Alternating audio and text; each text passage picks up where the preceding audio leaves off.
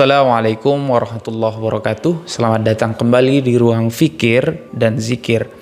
Kali ini saya ingin mengajak teman-teman untuk berkenalan dengan salah satu metode berpikir atau epistemologi yang ada dalam Islam. Sebelum di Barat itu era Renaissance, era kemajuan peradaban Barat, sebenarnya lebih dulu Islam itu mengalami kemajuan, era Golden Age-nya. Jauh sebelum Golden Age, Islam itu sudah memiliki corak cara berpikir. Tentunya corak ini cara berpikir Arab. Kenapa Arab? Karena Islam turun di Arab. Meskipun Islam dan Arab itu dua hal yang berbeda. Arabisme, Islam itu tidak bisa dipisahkan. Meskipun Islam dan Arab itu sejatinya dua hal yang berbeda yang perlu teman-teman pahami. Ada kebudayaan-kebudayaan yang terikat, akulturasi budaya antara nilai-nilai Islam yang turun di Arab dan kebudayaan-kebudayaan kultur di Arab yang ada di Arab, seperti itu. Salah satunya metode berpikir Bayani.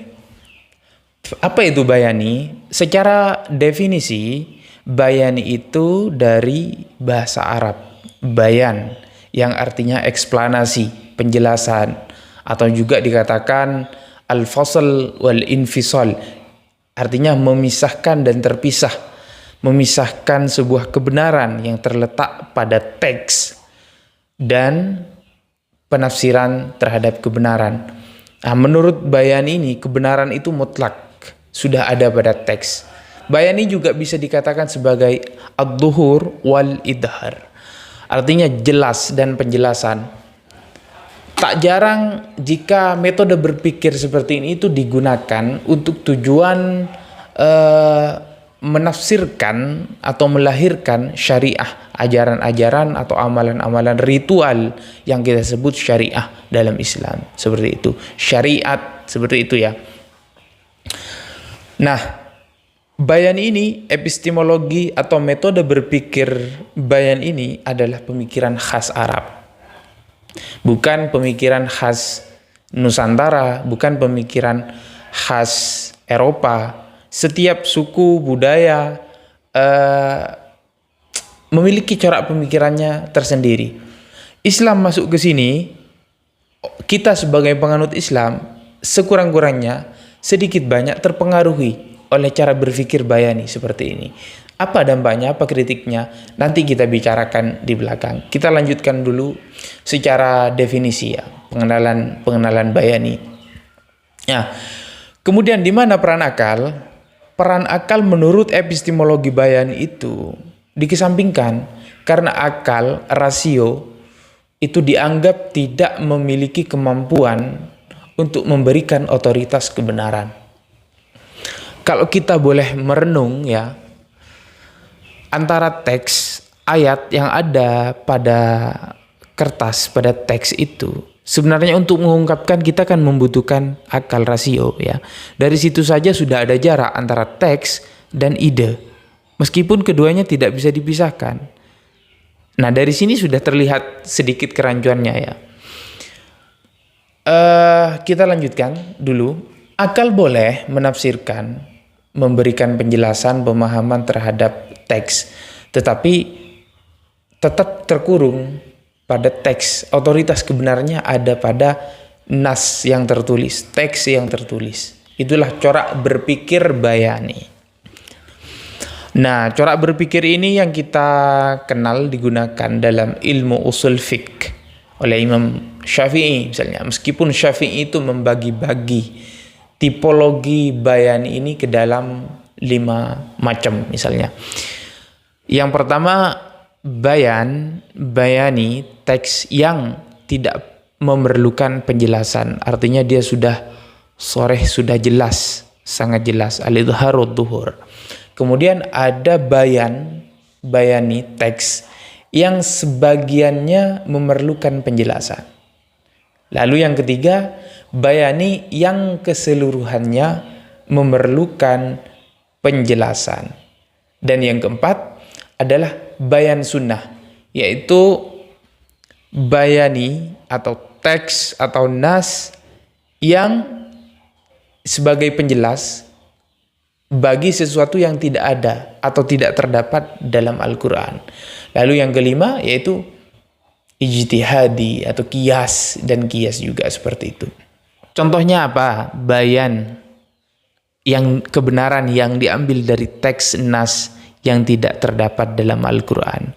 Contohnya apa? Perintah bayani, bayan yang terdapat dalam Al-Quran, nas yang tidak memerlukan penjelasan lagi. Seperti perintah puasa, kewajiban puasa kepada umat Islam yang terdapat dalam surah Al-Baqarah misalnya gitu.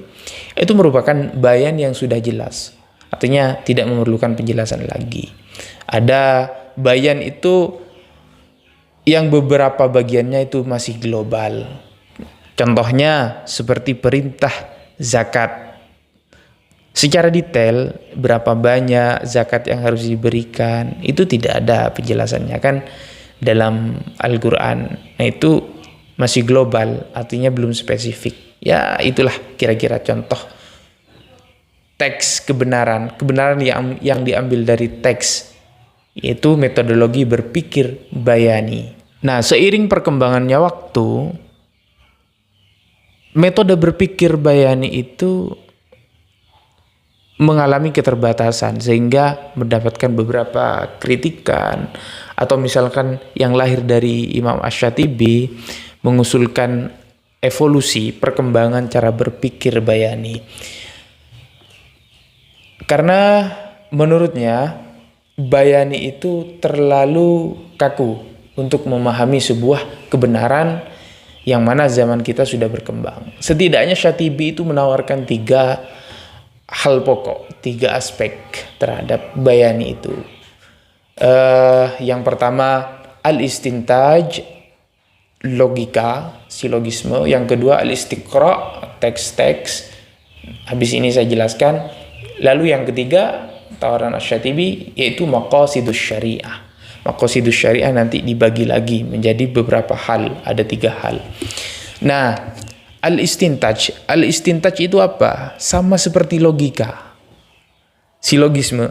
Logika itu kan mengambil kesimpulan dari 2 premis awal yang kevalidan kebenarannya itu sudah dipastikan, atau kebenarannya itu sudah valid, maka diambillah kesimpulan.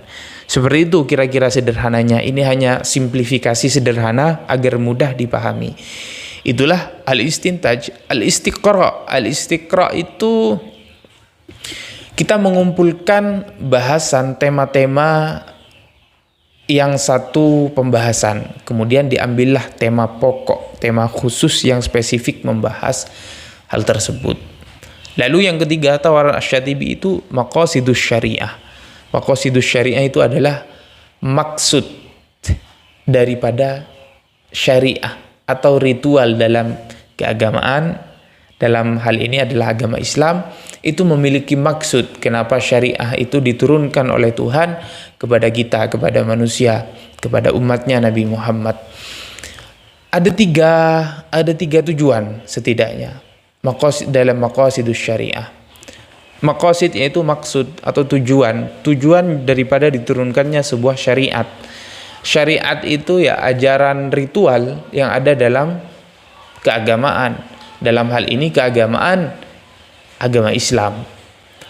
Apa saja maksud daripada diturunkannya syariah itu, diadakannya syariat itu? Setidaknya ada 3 hal, yaitu daruriyah, hajiyah, sama tahsiniyah. Daruriyah itu tujuan yang primer, tujuan yang pokok, yang paling penting. Lalu yang kedua tujuan yang sekunder, dan yang ketiga tujuan yang tersier, tujuan yang tersier. Seperti yang saya katakan di awal, bayani itu adalah metodologi berpikir khas Arab, khas kebudayaan Arab. Karena dia khas berpikir kebudayaan Arab, belum tentu cocok dipakai dalam konteks bersosial, berkeagamaan orang-orang Nusantara. Meskipun tidak sepenuhnya tidak cocok. Artinya ada yang cocok, ada yang tidak cocok. Maka yang cocok itu diambil, yang tidak cocok ditinggalkan. Ada mungkin yang tidak cocok dari metodologi berpikir orang Eropa atau orang Afrika dan orang manapun. Maka dari itu tak luput daripada kekurangan dan kritikan cara berpikir Bayani. Yang pertama, munculnya pemikiran-pemikiran dogmatisme. Kenapa? Karena Bayani terlalu menekankan pada lafal yang seringkali cenderung tertutup pada penafsiran-penafsiran baru, pada kemampuan interpretasi orang-orang umum. Dianggapnya hanya orang-orang tertentu, kalangan elitis tertentu yang boleh sebagai pemilik otoritas kebenaran untuk menafsirkan daripada ayat yang ada pada teks. Lalu yang kedua, otoritas pengetahuan Bayani ini cenderung elitis.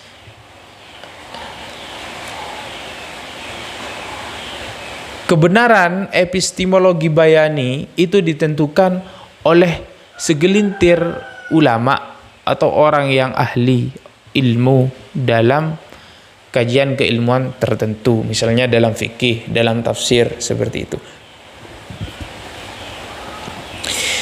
Dampaknya apa? Hal ini mengakibatkan adanya jarak antara umat, kemudian kitab wahyu yang dijadikan kitab, dan ulama.